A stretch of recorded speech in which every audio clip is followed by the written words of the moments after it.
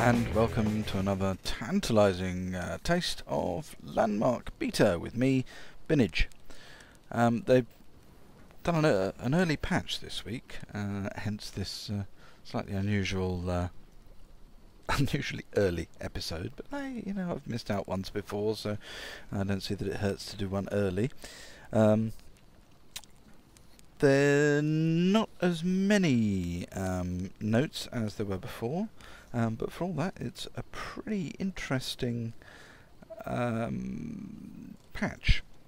So it's very focused, at least the first part of it is very focused on new characters. So let's jump straight in. First time events. A first time event system has been introduced, which allows the game to give information or items when certain events happen for the first time. This sort of thing happens like the first time you log in, or the first time you plant a claim flag. And normally this would only affect brand new characters, but since the system has just been added on the first login after the patch, all characters will be treated as new characters. If you're not a new character, you can ignore these or not, as you prefer. So upon first login after this patch, all characters will see the Getting Started guide, which is the help menu that I showed you earlier. Let's pop that up. You get the Getting Started guide. Oh, they've also expanded it, as you see. So, first time you log in, you get that one. This is very good. It doesn't require new players to deliberately look for a tutorial. It just sort of gives them a tutorial straight away, which I think is very good. Those of us who have been playing for a while don't necessarily need it, but it's no hardship to close a window, is it? Right. And they will have the claim flag recipe added to the new gathering list, of which more later. And second example, upon first claim placement after the patch, all characters will experience the following changes. The building tips help window will open automatically, so that's this one. Poing. And it's nice, incidentally, that they've already expanded their help menus. And this is a big one. All building tools except the add tool will be added to the inventory of the character. So yeah, when I logged in, I had a whole other set of building tools. Building tools, just in case you're not aware, are these ones down here. So we've got the line tool, the paint tool, the smooth tool, the selection tool, the add tool, the delete tool, and the heal tool. Now the add tool you'll be getting as soon as you come into the game. You get that. But from the looks of things, what you used to get is you used to get add, delete, and heal. Now it looks very much as though you're only going to get the add tool, and you'll get all of the others as soon as you drop a claim flag. So as soon as you find the claim that you want to build on. Now before this patch, you used to have to build or construct at a Tinkerer's station. I think it was oh, now I can't remember if it was a Tinkerer's station or a forge, but you had to craft the line tool and the paint tool and the smooth tool and the selection tool. Those four you had to craft yourself, and so starting out you only had the basic three. This meant that it was a while until you could start building with any skill, really, because there's only so much you can do with add, delete, and heal. So yeah, it's good that you get the tools early. I never really saw why you needed to make them yourself, other than, you know, maybe it would ease you into the building process. But to be honest, I made sure that I made them all before I put a single brick down, so to speak. So yeah, I think it's probably a good move. They've just, you know, as soon as you stake a claim, boom, you've got all the skills you need to fill that claim. So that's brilliant. Lost building tools. So if you happen to lose them, because they're actual items in your inventory, so if you lose them, you can retrieve them by clicking on the resupply chest. And there's a resupply chest at every single spire. So if you lose anything, just go to the thing that looks like a chest at the spire and click on it, and it will give it back to you.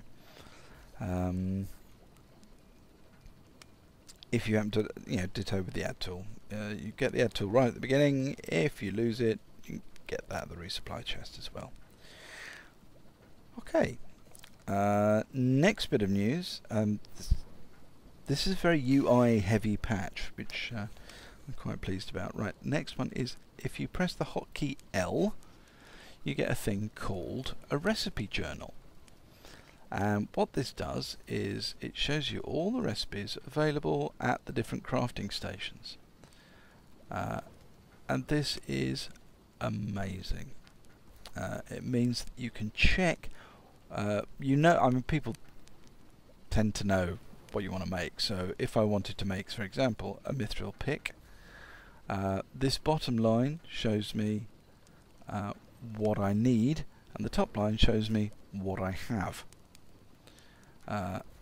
And this is just so useful in terms of going out into the world and getting your resources. It's just really very, very handy indeed. Slight problem with the... I'm getting ahead of myself slightly. So anyway, this is a journal that you can access from the start menu. You can use start menus, this thing down here. Or you can use the hotkey L, and this allows you to browse all of the crafting station lists. This will allow you to see exactly what you need to gather to make the next pick or prop, even when you're out in the world far away from a crafting station. Additionally, you can click the Start Tracking button on any item within this list. So if we do that, we hit that, and look. And a small gathering list will appear on your heads-up display to allow you to track the resources needed for that item. To remove an item from the window, mouse over the icon of the item being tracked. Yes, so you can't mouse over an ingredient, you have to mouse over the item, and click the red X that will appear. I'll do that in a second. Usual note, this gathering list up in the top right hand corner, or wherever you happen to place it, it's top right for me, doesn't save between sessions. If you log out, you need to add it again with whatever it is that you had up there. This is marvellous, except that Frosted Heartwood is a composite. It's heartwood infused with spindlecone. So, although I guess you just go to your alchemy station. Gosh, it's frosted, isn't it? Yeah. Select that, and then start tracking. And then it will populate this. So that's great.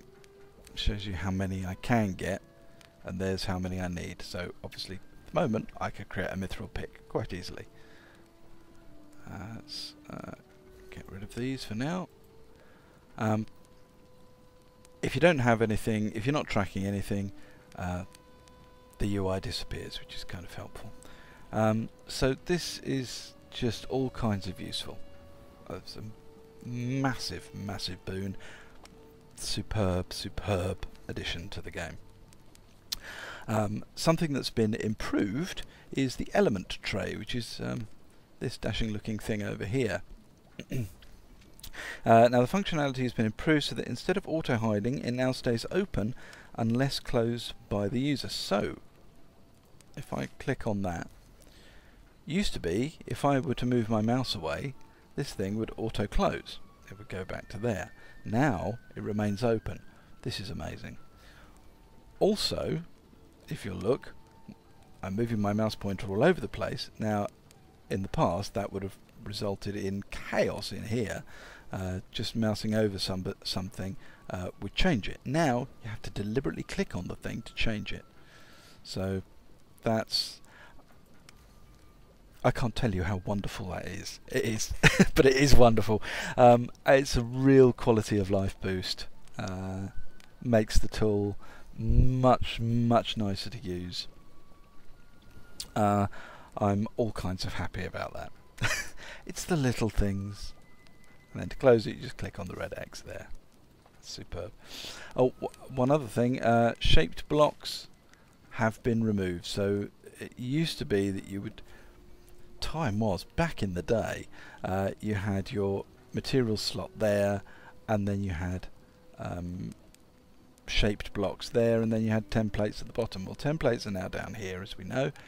Shaped blocks, which were things like spheres and wedges and all sorts of peculiar shapes that honestly I never used because they came in one size which was massive apparently, and you couldn't really size them down very far. So yeah, I'm not sorry to see them go, I'm afraid. And clearly the devs agree. I think they will be reintroduced once the devs have got them working right, or it becomes clear that they're not needed. At the moment, honestly, I don't think they are needed,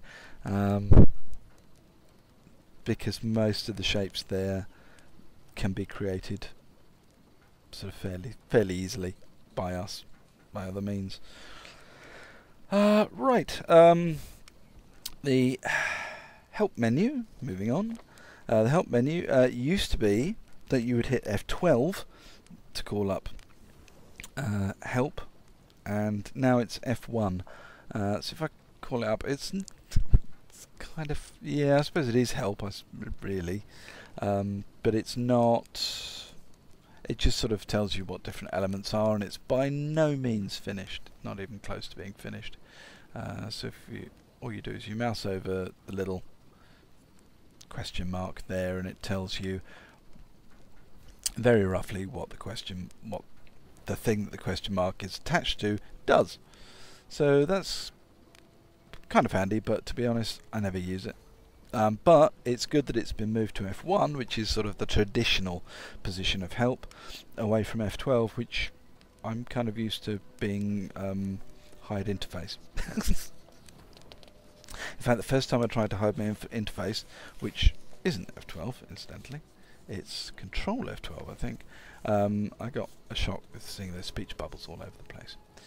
Now, claim management. You can now view and manage all of your claims in the claim management window. That's you,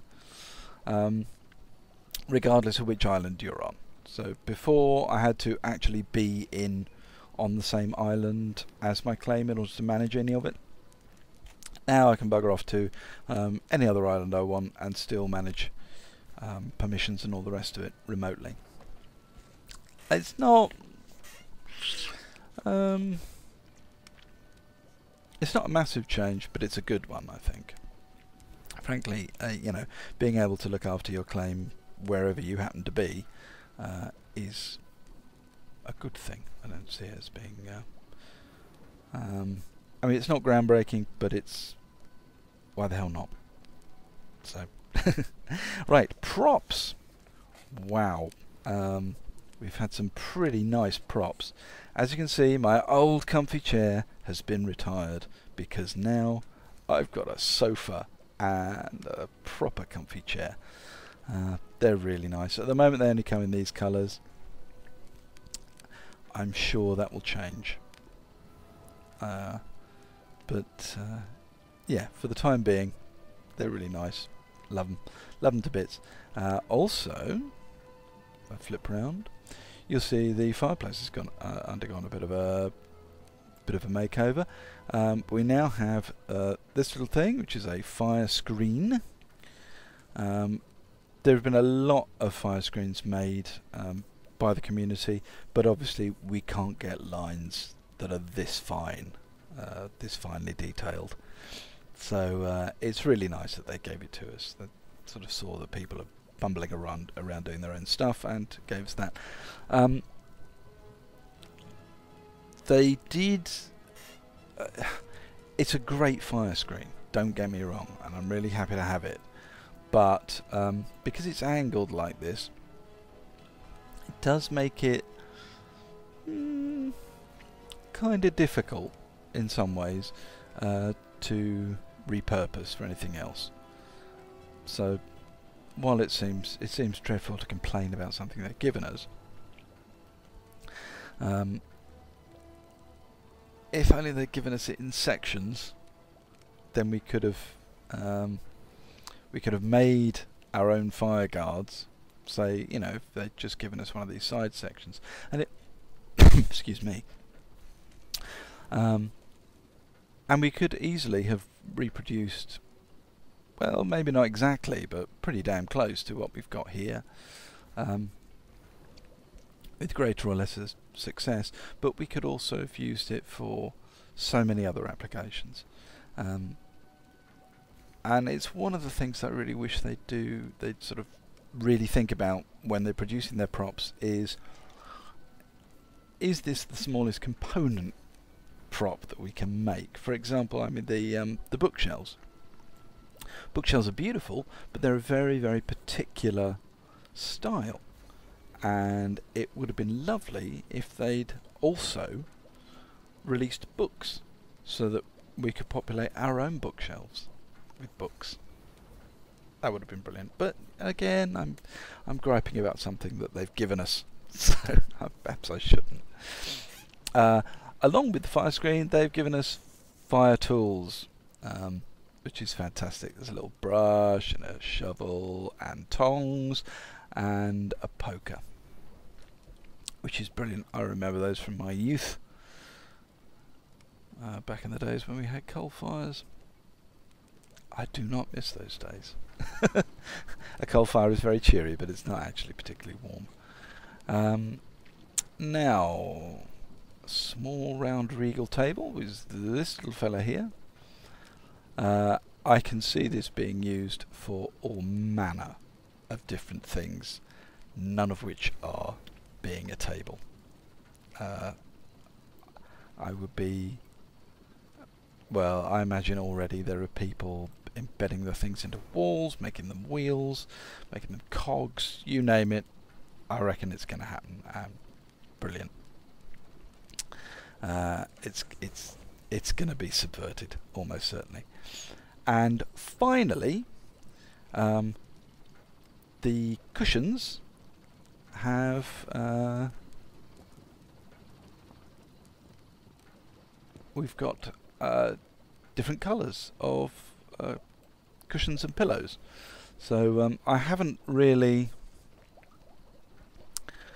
haven't done an awful lot with them, to be honest. This is the most that I've done, I think, for the time being, which is I just put some white pillows here on the bed, which also meant I had to fill it and do some sheeting, but I think it looks okay.